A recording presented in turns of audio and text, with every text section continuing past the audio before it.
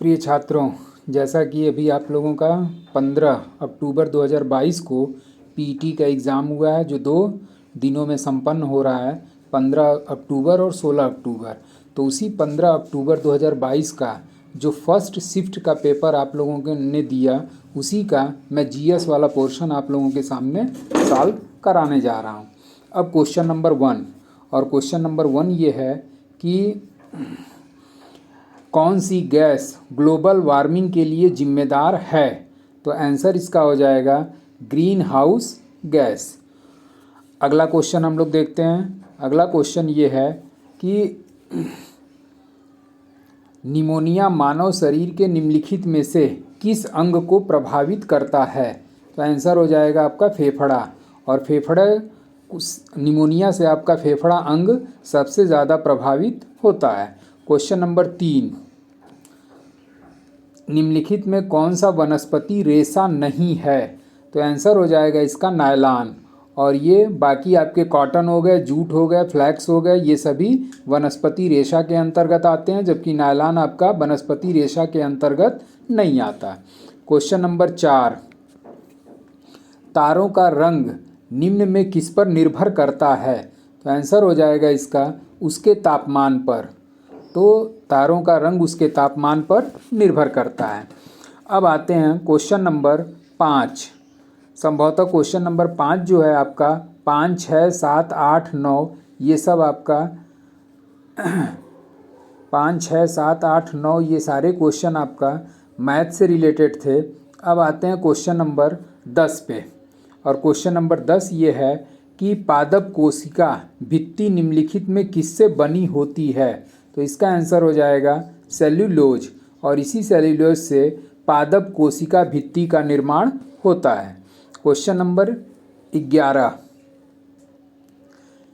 Question number 11 ना होकर के आपका बीच में मैथ, हिंदी, इंग्लिश के क्वेश्चंस हैं, इस वजह से उन सारे क्वेश्चन को मैंने छोड़ दिया। अब आते हैं क्वेश्चन नंबर 26 पे। 26 ये है कि प्रधानमंत्री नरेंद्र मोदी ने निम्नलिखित में से किस राज्य में IIBX India international bullion exchange launch किया? तो आंसर हो जाएगा इसका गुजरात। और गुजरात के गांधीनगर में गुजरात के गांधीनगर में नरेंद्र मोदी ने IIBX लॉन्च किया था। क्वेश्चन नंबर 27, क्वेश्चन नंबर 27 में ये है कि किस देश ने अगस्त 2022 में ताइवान के आसपास अपना अब तक का सबसे बड़ा सैन्य अभ्यास किया? तो आंसर हो जाएगा इसका चीन। अब आते हैं क्वेश्चन नंबर 28। अगस्त 2022 में भारत की पहली अंडर वाटर मेट्रो का उद्घाटन किस शहर में किया गया था? तो आंसर हो जाएगा कोलकाता। और इसी कोलकाता में अंडर वाटर मेट्रो का उद्घाटन अगस्त 2022 में किया गया। क्वेश्चन नंबर 29, निम्नलिखित में किस देश के वैज्ञानिकों ने पहला कृत्रिम भ्रूण तैयार किया? तो आंसर हो जाएगा USA। और USA के कैम्ब्रिज विश्वविद्यालय के वैज्ञानिकों ने पहला कृत्रिम भ्रूण तैयार किया है। अब आते हैं क्वेश्चन नंबर 30, भारत के किन दो शहरों के बीच आकाशा एयर की पहली उड़ान का उद्घाटन किया गया? तो आंसर हो जाएगा आपका मुंबई से अहमदाबाद। क्वेश्चन नंबर 31,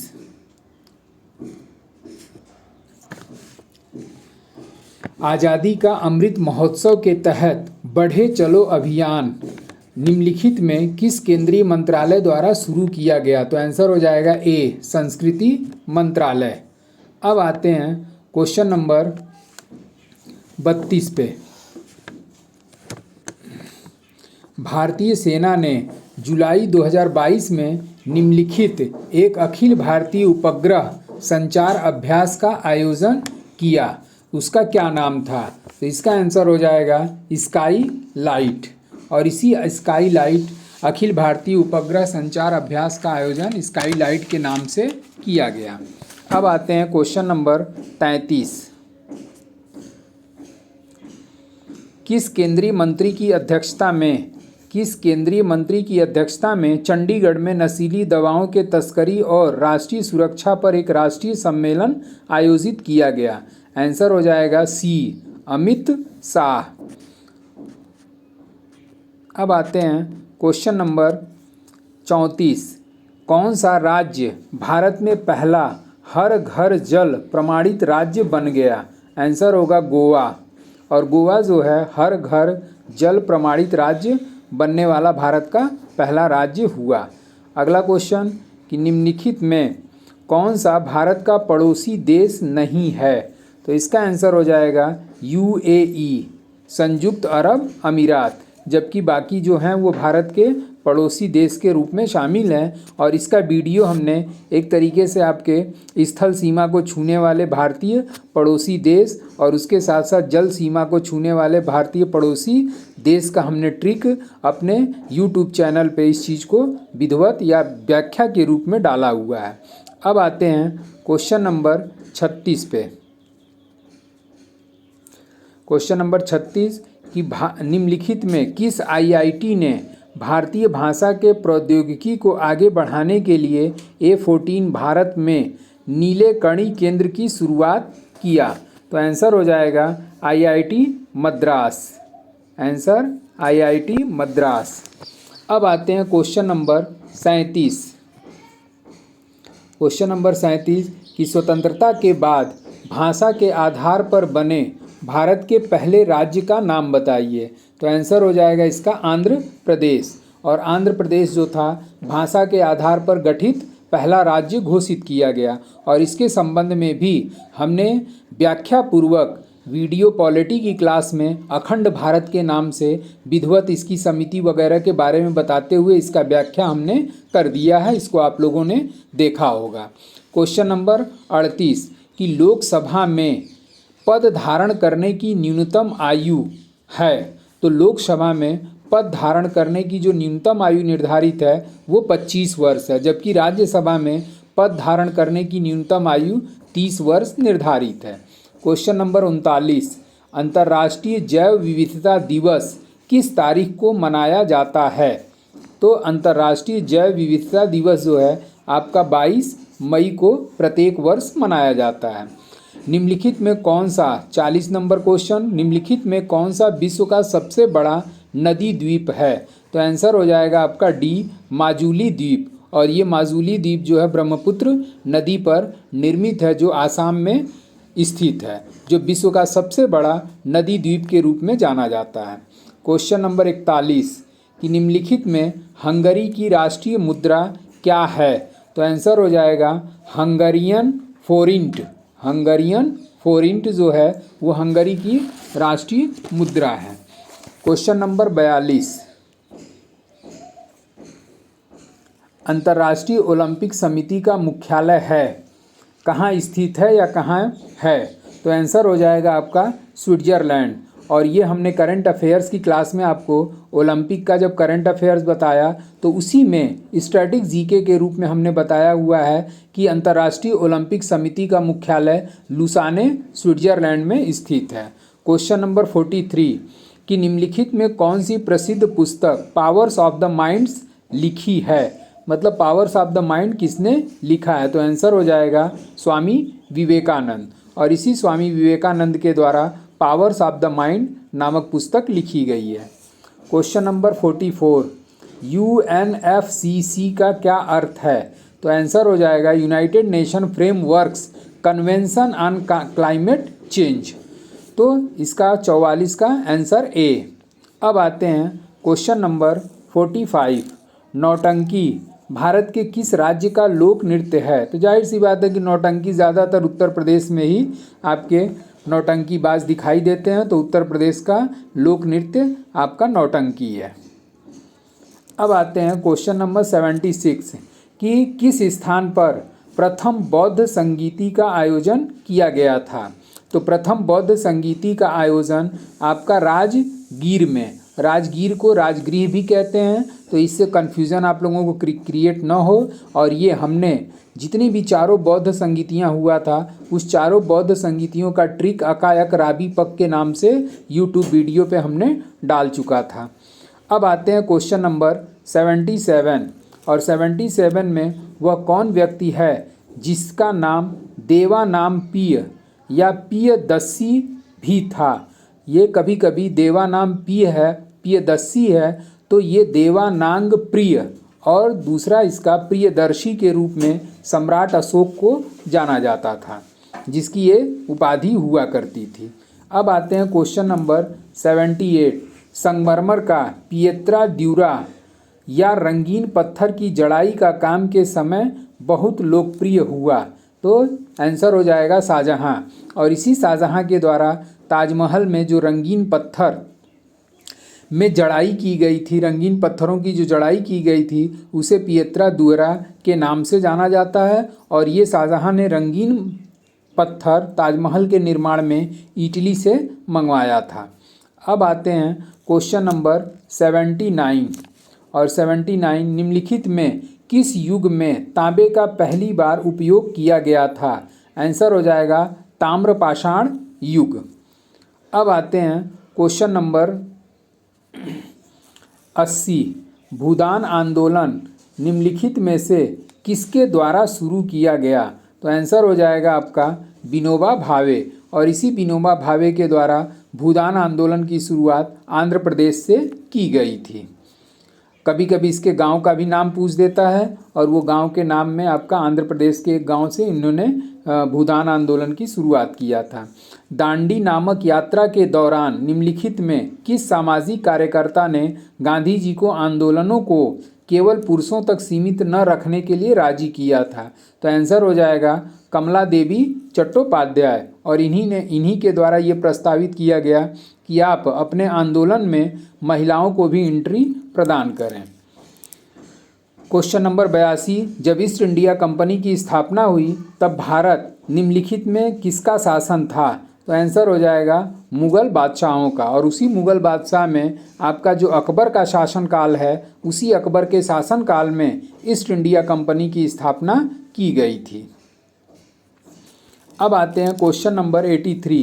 किस अधिनियम के कारण बम्बई से सिंध प्रांत का निर्माण हुआ। तो आंसर हो जाएगा भारत शासन अधिनियम 1935। और इसी 1935 के अंतर्गत बम्बई से सिंध को अलग कर दिया गया था। अब आते हैं क्वेश्चन नंबर 84। प्रसिद्ध युद्ध का नारा चलो दिल्ली किसने दिया था। तो आंसर हो जाएगा आपका सुभाष चंद्र बोस। और इसी सुभाष चंद्र बोस ने सिंगापुर में दिल्ली चलो तथा तुम मुझे खून दो मैं तुम्हें आज़ादी दूंगा का नारा प्रदान किया था।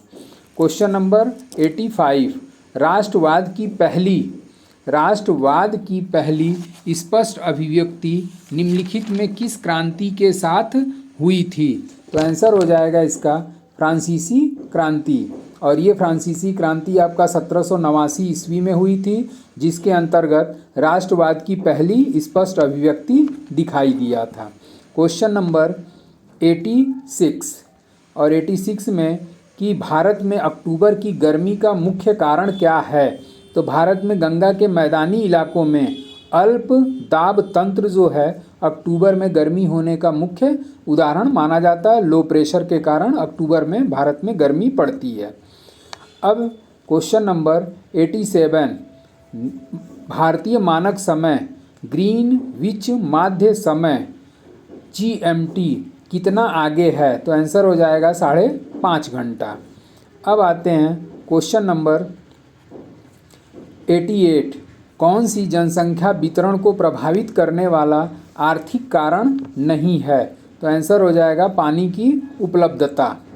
अब आते हैं क्वेश्चन नंबर 89 कि विश्व की सबसे ऊंची चोटी माउंट एवरेस्ट स्थित है। तो माउंट एवरेस्ट जो है वो भारत और नेपाल और तिब्बत के मध्य स्थित है। अब आते हैं क्वेश्चन नंबर 90। भारत में पंचवर्षीय योजनाओं को अंतिम स्वीकृति निम्नलिखित में किसके द्वारा दी जाती है। तो राष्ट्रीय विकास परिषद जो है पंचवर्षीय योजनाओं को अंतिम स्वीकृति प्रदान करता है। अब आते हैं क्वेश्चन नंबर 91।